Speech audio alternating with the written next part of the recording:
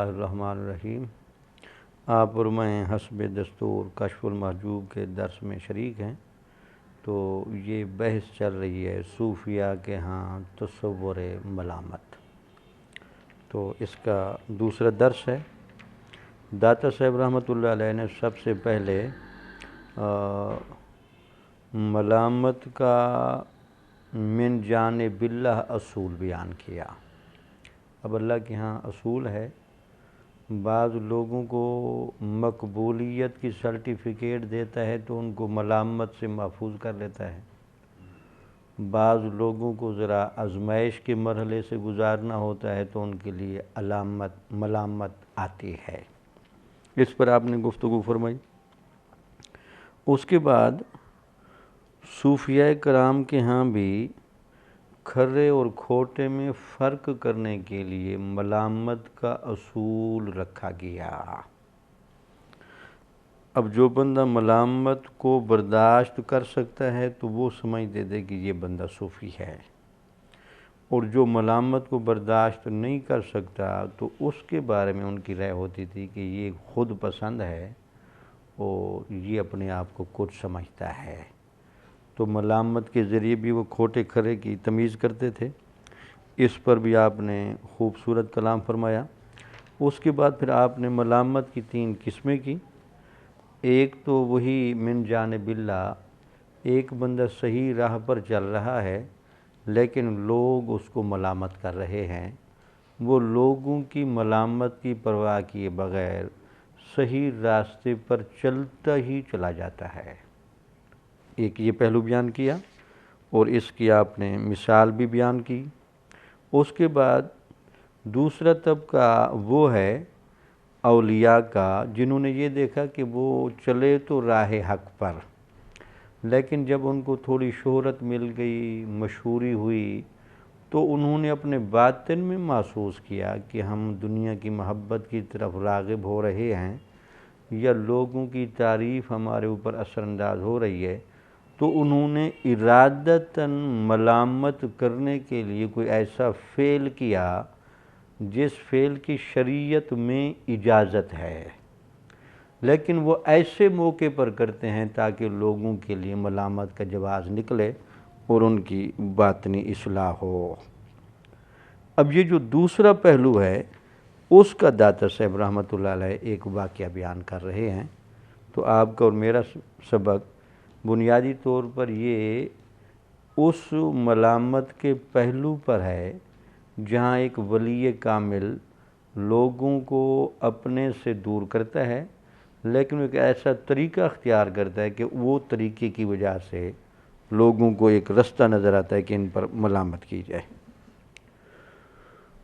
فرماتے ہیں اسی طرح حضرت بایزید رحمۃ اللہ علیہ کے بارے میں آتا ہے کہ ایک دفعہ آپ حجاز سے واپس تشریف لائے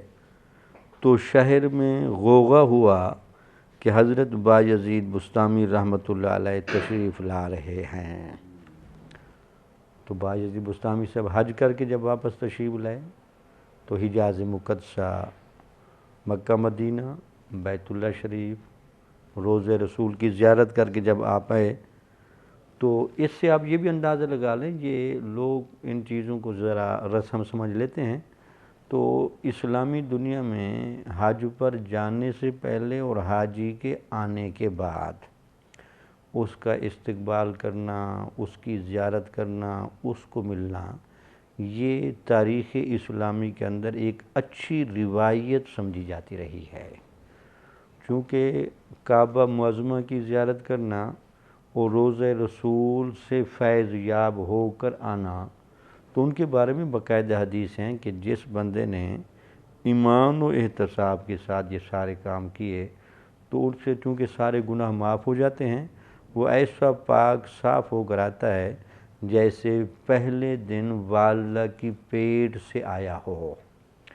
تو چونکہ بڑی فضیلت والی چیز ہے تو لوگوں کے ہاں یہ ایک استقبال کیے جاتے تھے۔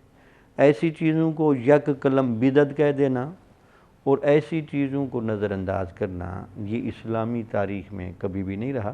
بہرحال اسی طرف اشارہ کیا کہ آپ جب حجاز سے واپس آئے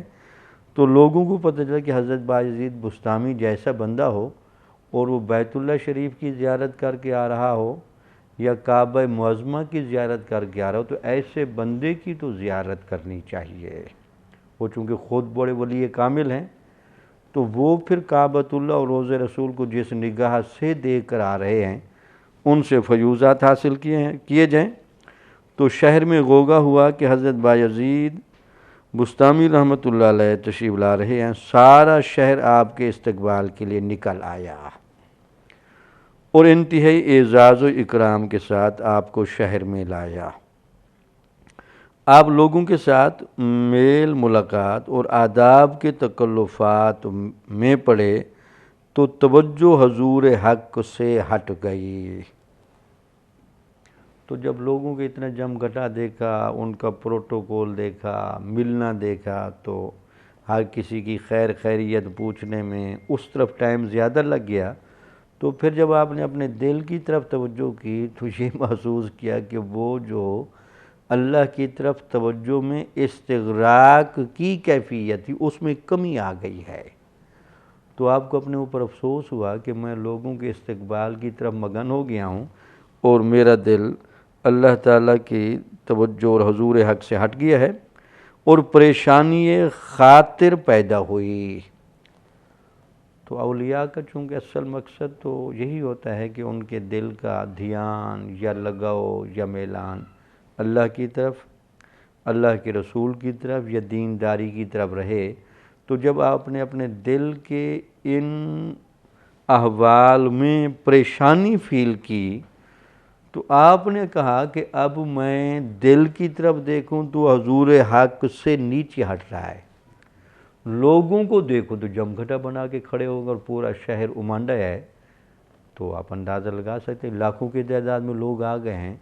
تو اب آپ ایک رستہ نکالتے ہیں جس کی وجہ سے تاکہ لوگ وہاں سے چلے جائیں۔ چنانچہ آپ جو ہی بازار میں داخل ہوئے فوراً جیب سے ایک روٹی نکال کر کھانا شروع کر دی۔ تو آپ کی جیب میں روٹی تھی، آپ ویسٹ کوٹ پہنتے تھے، چوگا پہنتے تھے، جو بھی تھا بہرحال وہاں سے روٹی نکال کر کھانا شروع کر دی۔ اور وہ حسن اتفاق سے رمضان کا مہینہ تھا، اوپر سے رمضان کا مہینہ ہے، دن کا ٹائم ہے۔ جو ہی بازار میں گئے تو کھانا سب کے کھانا شروع کیا تو لوگ آپ کی یہ حرکت دیکھ کر بدزن ہو کے چلے گئے۔ ان کا اتنا ولی کامل تو ماہ رمضان میں یہ سر عام روٹی کھا رہا ہے، انہوں نے آپ کے مسافر ہونے کا اعتبار نہ کیا، اس طرف ان کی نگاہ نہ گئی۔ حالانکہ مسافر کو روزہ رکھنے یا نہ رکھنے دونوں کا اختیار ہے، چونکہ آپ تو بہت سفر کر کے آ رہے ہیں اور تھکاوٹ بھی ہے، تو آپ کو شریعت میں اجازت ہے کہ آپ روزہ نہ رکھیں تو ٹھیک ہے۔ تو لیکن چونکہ لوگوں نے آپ کو ولی کامل سمجھا ہوا تو آپ تھے بھی صحیح، تو لوگوں کو بہرحال آپ کا یہ عمل کرنا ناگوار گزرا۔ اس کی وجہ سے لوگ جب یہ بات پھیلتی گئی وہ چھٹتے ہی چلے گئے اور آپ تنہا رہ گئے۔ تو آپ نے یہ ایک ملامت کا رستہ اختیار کیا تاکہ لوگوں کی طرف دھیان یا توجہ کی وجہ سے جو مجھے حضور حق میں کمی ہوئی ہے اس کا آپ نے اس طرح مداوع اور علاج کیا۔ فوراً جیب سے ایک روٹی نکال کر کھانا شروع کر دی۔ حالانکہ یہ رمضان کا مہینہ تھا، یہ دیکھ کر سارے لوگ برگشتہ خاطر ہو کر چلے گئے۔ لوگوں کے دلوں میں طرح طرح کے خیالات آنا شروع ہوئے اور وہ چلے گئے اور آپ اکیلے رہ گئے۔ آپ نے اپنے ساتھی مرید سے فرمایا، تم نے دیکھا میں نے شریعت کے ایک مسئلے پر عمل کیا، سارے لوگ مجھے چھوڑ کر چل دیے۔ تو شریعت کا مسئلہ کیا تھا کہ میں مسافر آدمی ہوں، تو مسافر آدمی کو روزہ نہ رکھنے کی اجازت ہوتی ہے، تو میں نے شریعت کی دی ہوئی اجازت اور رخصت پر عمل کیا، لوگ سارے چلے گئے ہیں۔ تو بعض اوقات صوفیاء کے ہاں ایسا بھی ہوتا ہے، چونکہ صوفی کے ہاں جو بنیادی طور پر ٹارگٹ ہے وہ اللہ کی طرف کامل توجہ اور اس کی یکسوئی ہوتی ہے، تو پھر اس طرح کے مظاہر آتے رہتے ہیں۔ اب داتا صاحب رحمۃ اللہ علیہ فرما رہے ہیں، تو دو واقعات، پچھلا واقعہ بھی میں ساتھ ملا دوں۔ وہ داتا صاحب رحمۃ اللہ علیہ نے وہ واقعہ لکھا تھا کہ ملامت کا جو اصول ہے یہ ایک خلیفہ راشد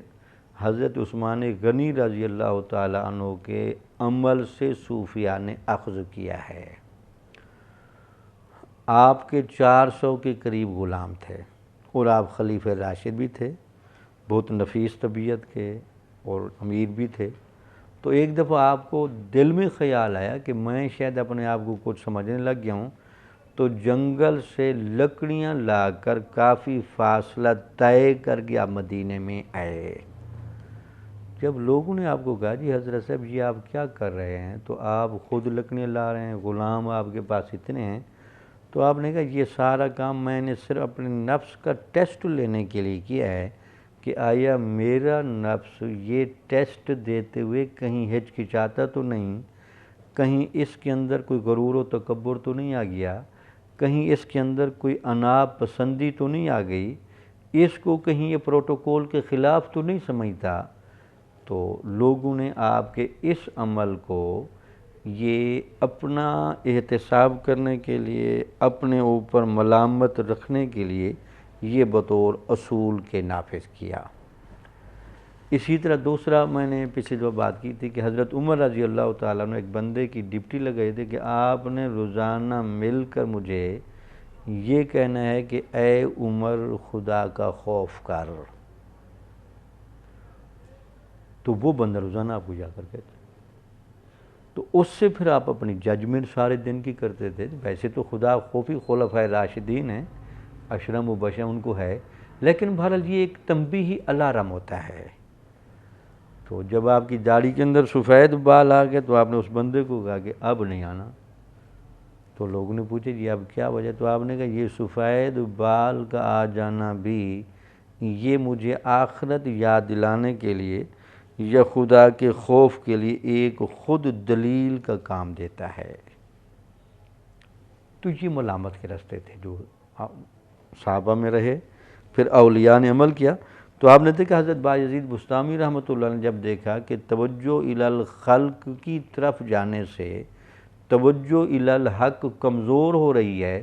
تو پھر آپ نے ایک اس موقع پر ایسا ٹیکنیکل شرعی عمل اختیار کیا جس سے لوگ بدزن ہو کے چلے گئے۔ اب داتا صاحب رحمۃ اللہ علیہ گویا کہ اس اصول کی حمایت کرتے ہوئے کہتے ہیں میں علی بن عثمان جلابی کہتا ہوں کہ پہلے زمانے میں ملامت کے لیے کسی برے فعل کا ارتکاب کرنا پڑتا تھا یا خلاف عادت کوئی بات کرنا پڑتی تھی۔ یعنی وہ کہتے تھے کہ پہلے صوفیاء کے ہاں یہ رہا ہے کہ وہ اب یہاں برے فعل سے مراد کوئی واقعی برا فعل نہیں، ظاہری طور پر برا فعل، جہاں لوگوں کو شک لگے کہ یہ بندہ کسی مشکوک جگہ پر کھڑا ہے تو یہ کیا بات ہے۔ تو بعضوں کا صوفیاء کے ہاں چونکہ اس طرح کے مظاہرے بھی رہے تو وہ فعل وہ کرتے تھے، یا پھر ایک خلاف عادت کوئی شرعی جواز والا مسئلہ۔ اب ویسے تو اولیاء بڑے روزے رکھتے ہیں، وہ صائم الدہر ہوتے ہیں، لیکن بایزید بسطامی نے ماہ رمضان کے اندر اپنے مسافر ہونے کی حالت سے فائدہ اٹھاتے ہوئے جب روٹی کا ٹکڑا سر عام کھانا شروع کر دیا تو لوگ چپ کر کے چلے گئے، ان کا اتنا ولی کامل ہے، اس کو تو ماہ رمضان کا بھی ادب نہیں تو باقی چیزیں کہاں سے آئیں گی۔ تو اس طرح کر کے داتا صاحب کہتے پہلے تو یہ ہوتا رہا، مگر اس دور میں جس زمانے میں میں ہوں اس کی ضرورت نہیں ہے۔ اب گویا کہ اپنے زمانے کے لوگوں کے لیے اور بعد والوں کے لیے بھئی اگر اب بھی کوئی بندہ اپنا ذاتی احتساب کرنے کے لیے کوئی ملامت کا اصول رکھنا چاہتا ہے اور یہ چاہتا ہے کہ لوگ اس کی طرف تعریف کی نگاہ سے نہیں تنقید کی نگاہ سے دیکھیں، اور تنقید کی نگاہ سے اس لیے دیکھیں تاکہ اس کی اصلاح رہے، تو یہ جو علامہ اقبال نے شیطان کے وجود کا وسوسہ ڈالنا اور برائی کی طرف دھکیلنا، اس کو اسی پیرائے میں بھی بیان کیا ہے کہ یہ بھی ایک اللہ تعالیٰ کا قانون قدرت دیکھیں کہ شیطان کو پیچھے لگا کر اور اس کی وسوسہ اندازی کی اتنی اجازت دے کر انسان کو گمراہ کرنے کے لیے نہیں، انسان کو سیدھی راہ پر رکھنے کے لیے شیطان بنایا ہے، تاکہ جب کسی بندے کو پتہ ہے کہ میرے گھر میں کسی وقت بھی حملہ ہو سکتا ہے تو وہ ہمیشہ چوکنا رہتا ہے، بیدار رہتا ہے، گھر کا دروازہ بند رکھتا ہے، گھر والوں پر نگاہ رکھتا ہے، اپنے اوپر نگاہ رکھتا ہے۔ بھئی شیطان ایسا کھلا دشمن ہے تو یہ کسی وقت بھی حملہ آور ہو سکتا ہے۔ تو بعض اوقات یہ جو تنقید ہوتی ہے یا ملامت ہوتی ہے، بعض اوقات اس کے پیچھے بڑی اصلاح وابستہ ہوتی ہے۔ تو آپ کیا فرماتے ہیں؟ آپ فرماتے ہیں کہ پہلے زمانے میں تو خلاف عادت کو یہ کام کرنا پڑتا تھا ملامت کرنے کے لیے، مگر اس دور میں اس کی ضرورت نہیں ہے۔ ہم جس دور میں اس کی ضرورت نہیں، اس زمانے میں اگر کوئی شخص یہ چاہتا ہے کہ لوگ اس کو ملامت کریں تو وہ صرف 2 رکعت نماز خشوع و خضوع کے ساتھ ادا کرے یا کامل طور پر دین و شریعت پر کار بند ہو جائے۔ وہ کہتے آج تو سودا بڑا سستا ہے، آپ صحیح طریقے سے نمازیں پڑھنا شروع کر دیں، یا اگر اس کو اور میں زیادہ سادہ کروں، آپ صحیح طریقے سے داڑھی رکھنے پر آ جائیں تو ہر بندہ متعلق وہ کوئی نہ کوئی بات کرنے کے لیے تیار ہو جائے گا۔ وہ کہے کہ جی آپ کیا کر رہے ہیں؟ آپ نے داڑھی رکھ لی ہے، آپ نے نمازیں پڑھنا شروع کر دی ہیں۔ اچھا 2 رکعتیں فرماتے ہیں خشوع و خضوع سے نماز پڑھ لیں، یا پھر ہر کام کرتے دین اسلام کی مطابقت اور موافقت کو پیش نظر رکھیں۔ بھئی میں کوئی قدم اٹھانے لگا ہوں، اس قدم میں اللہ اور اللہ کے نبی کے اور دین کی کیا منشا ہے، تو ہر بندہ آپ کو ملامت کرنا شروع کر دے۔ وہ کہے کہ جی آپ اتنا دیندار بن گئے ہیں، آپ اتنا سنجیدہ ہو گئے ہیں، اور آپ ہر بات میں دین کے حکم کو دیکھنے لگے ہیں۔ تو داتا صاحب رحمۃ اللہ علیہ کہہ رہے ہیں کہ جن پرانے زمانے میں صوفیات چونکہ ذرا اونچا زمانہ تھا، اچھا تھا، وہاں خود تنقید کا ماحول بنانا پڑتا تھا، اور ہم جس زمانے میں رہے وہ رہے کہ اب تو کوئی الٹا کام کرنے کی ضرورت نہیں، آپ سیدھا کام بھی پراپر شروع کر دیں تو لوگ تنقید کے لیے تیار ہو جائیں گے، تو لوگ ملامت بھی کریں گے، تنقید بھی کریں گے۔ لوگ اس کو ملامت کریں تو وہ صرف 2 رکعت نماز خشوع و خضوع کے ساتھ ادا کرے یا کامل طور پر دین و شریعت پر کاربند ہو جائے، ساری مخلوق اسے منافق اور ریاکار کہنے لگے گی۔ یہ دیکھیں، اب اس واقعے میں داتا صاحب نے گویا کہ جن لوگوں کا رجحان یہ ہے کہ ملامت ہونی چاہیے، اور یہ ملامت کے ذریعے تاکہ بندے کے اوپر اپنی اصلاح کا ہمیشہ احساس رہے، تو آپ نے اپنے زمانے میں اور ماں بعد کے لیے طریقہ کار بتایا۔ ملامت کی 3 قسمیں تھیں۔ ایک تو تھی کہ ایک بندہ خود سیدھے راہ پر جا رہا ہے اور لوگ ملامت کرتے جا رہے ہیں، اس کو کوئی فرق نہیں پڑ رہا، وہ ایک من جانب اللہ صولہ ہے، اس کا داتا صاحب نے اشارہ فرمایا، تو غالباً آگے بھی بات آئے گی۔ بہرحال وہ چونکہ بعض لوگوں کو اللہ تعالیٰ اپنے لیے خاص کر لیتا ہے، تو جن کو اپنے لیے خاص کرتا ہے ان کی مقبولیت و محبوبیت کی تشہیر نہیں ہونے دیتا، ان کے بارے میں لوگوں کو ہمیشہ تشویش ہی رہتی ہے۔ تو وہ تشویش یا ملامت اس لیے اللہ نے رکھی ہوتی ہے کہ چونکہ وہ بندہ اللہ کے لیے خاص ہے، تو جن سے اللہ تعالیٰ نے ہدایت و رہنمائی کا کام لینا ہوتا ہے تو پھر ان کو تو قبولیت عامہ کی چادر پہناتا ہے، اور جن کو اپنے لیے خاص کرنا ہوتا ہے تو ان کے بارے میں ایک ایسی کوئی غلط فہمی لوگوں میں رہتی ہے کہ وہ آخر وقت تک بھی نہیں پہچان سکتے۔ اب یہ تو انصاری سے بہتر جانتے ہیں، بابا صفدر سے ان کا نام تھا، تو بابا صفدر جیسے بزرگ جو تھے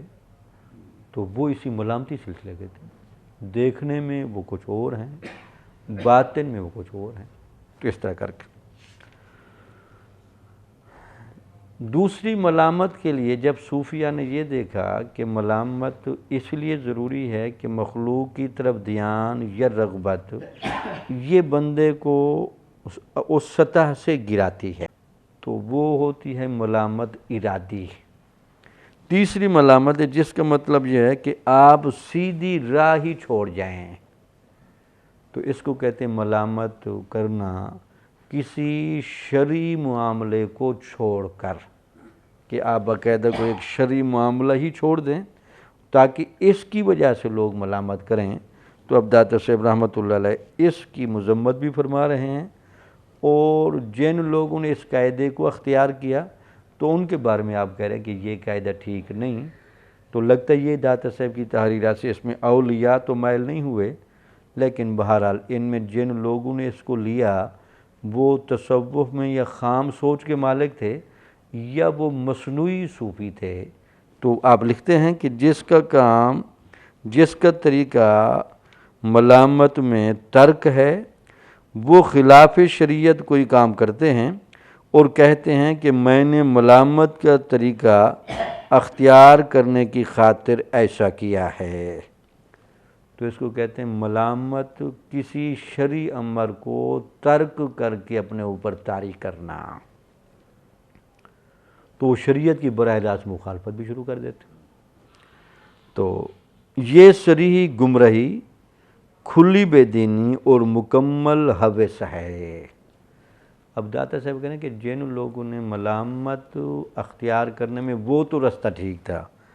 کہ آپ راہ عزیمت کے مسافر ہیں تو راہ رخصت پر اس لیے آئیں تاکہ لوگوں کی نظر میں تھوڑا سا گر جائیں، اور لوگ چونکہ اپنے اعتبار سے چیک کرتے ہیں تو لوگوں کو ایک دفعہ اپنے آپ سے دور کر دیں۔ تو یہ تو ٹھیک تھا صوفیاء کے نزدیک تھا کہ صوفی جو اپنا ارتقاء چاہتا ہے، وہ ہمیشہ توجہ الہی چاہتا ہے، تو اس کو یہ اجازت دی جاتی تھی۔ لیکن کوئی کہے جی ملامت اس طرح اختیار کی جائے کہ اسی شریعت کے حکم کو ترک کیا جائے اور اس طرح کر کے، تو آپ لکھتے ہیں کہ یہ صریح گمراہی، کھلی بے دینی اور مکمل ہوس ہے۔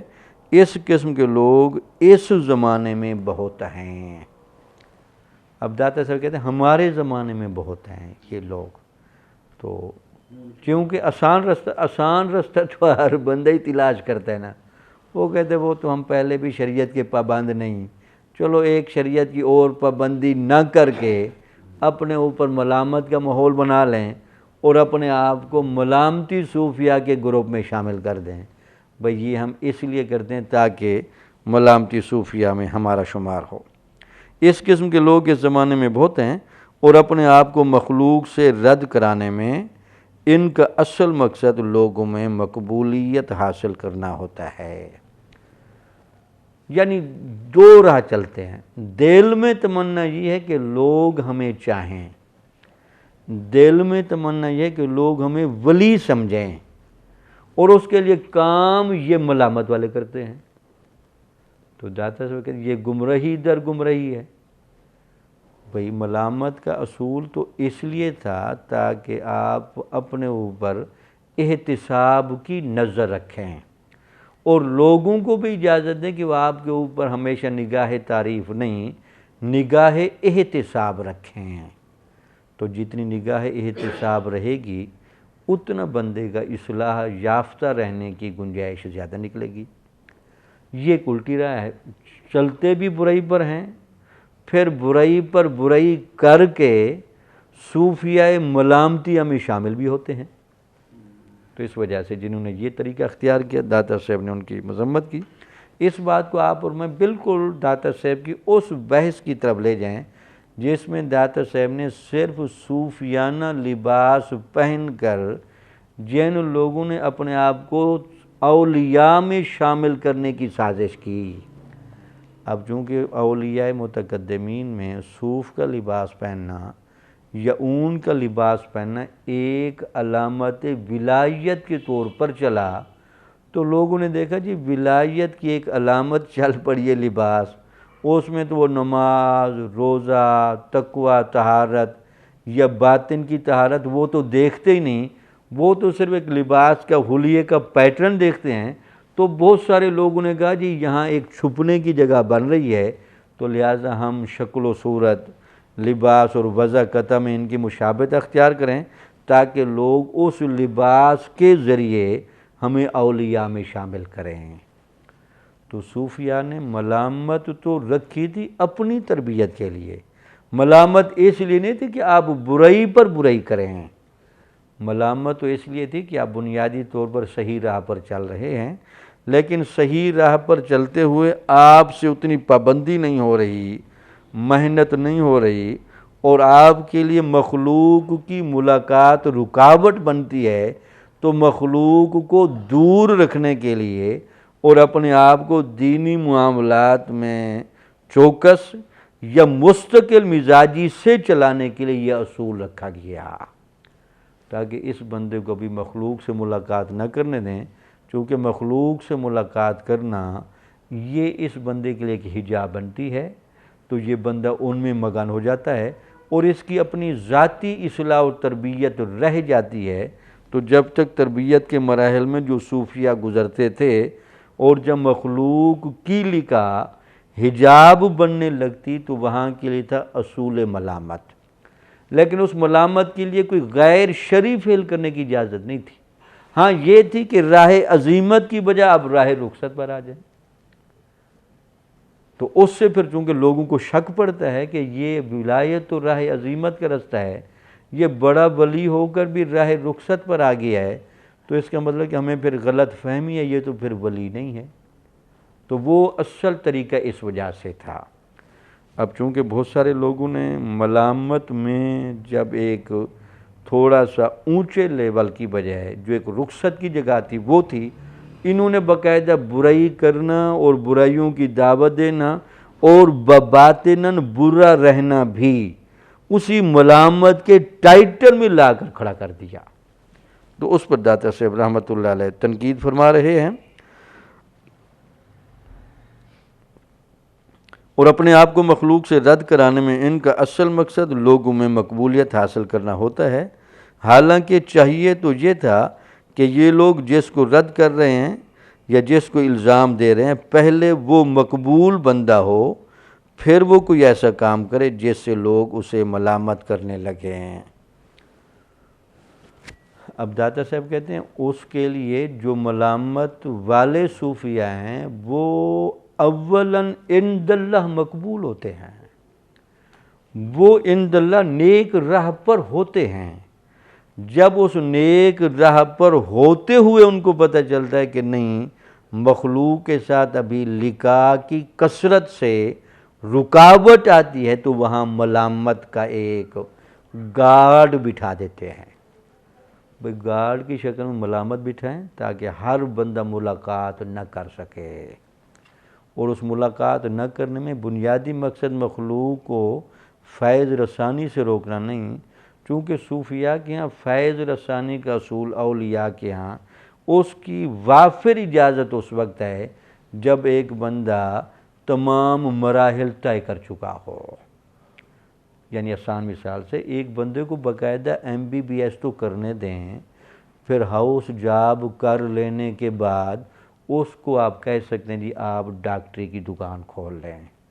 اگر اس نے MBBS مکمل بھی نہیں کیا اور ابھی 2-1 سال پڑے ہیں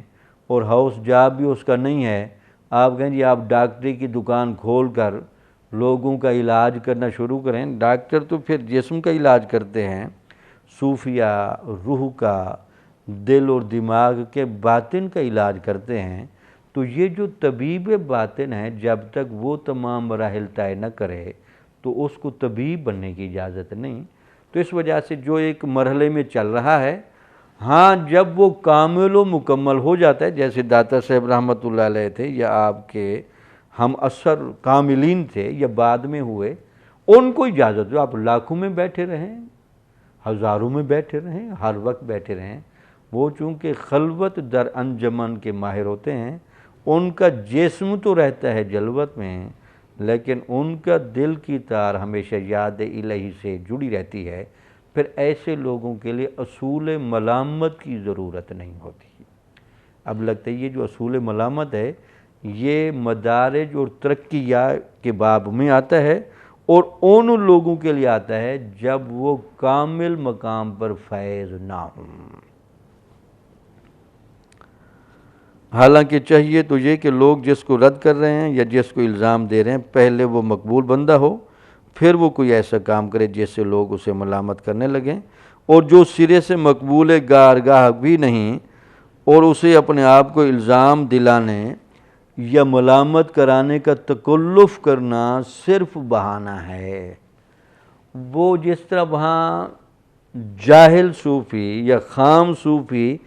صوف کے لباس میں چھپ کر ولی کہلانے کے چکر میں ہے، یہاں بھی یہ کہہ رہے کہ لوگ برا کام کر کے یا بری جگہوں پر اپنے آپ کو دکھا کر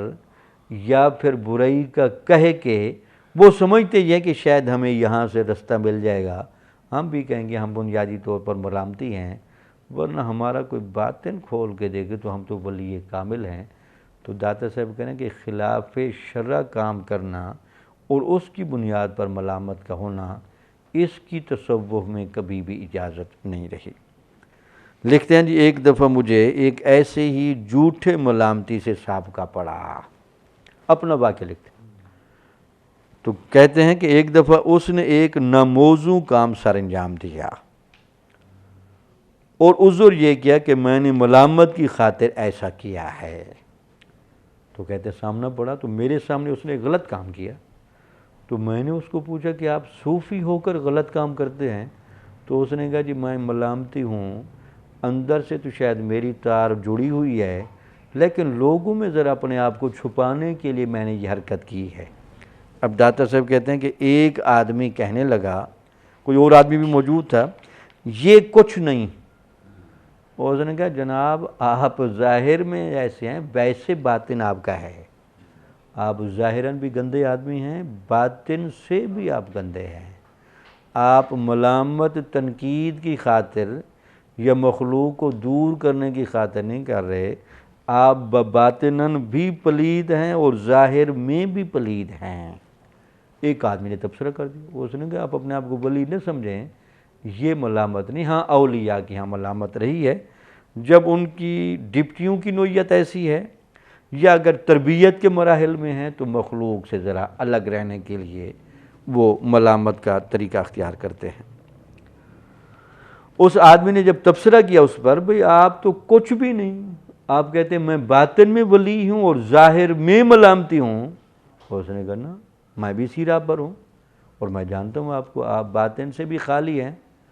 اور آپ ظاہراً ملامت کا بہانہ لگا رہے ہیں۔ اس پر وہ غضبناک ہو گیا۔ وہ جو بندہ تھا جس نے ناموزوں کام کیا اور کسی بندے نے جب تبصرہ کیا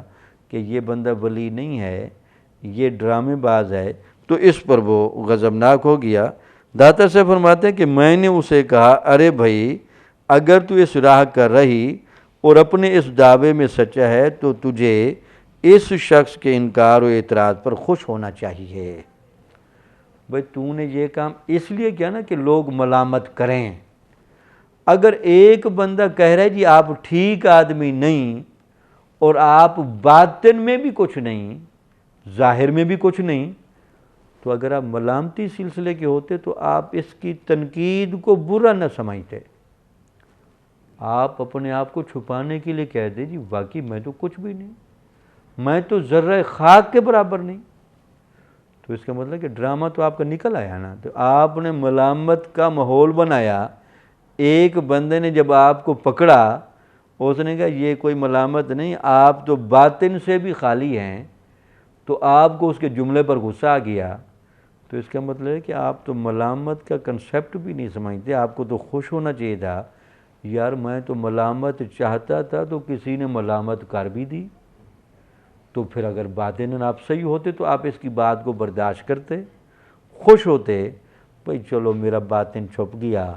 لوگوں نے میرے ظاہر کا اعتبار کیا، تو اس کا ایک جملہ بولنا آپ کے لیے نشتر کا اور غصے کا کام کر گیا ہے۔ تو اس کا مطلب یہ ہے کہ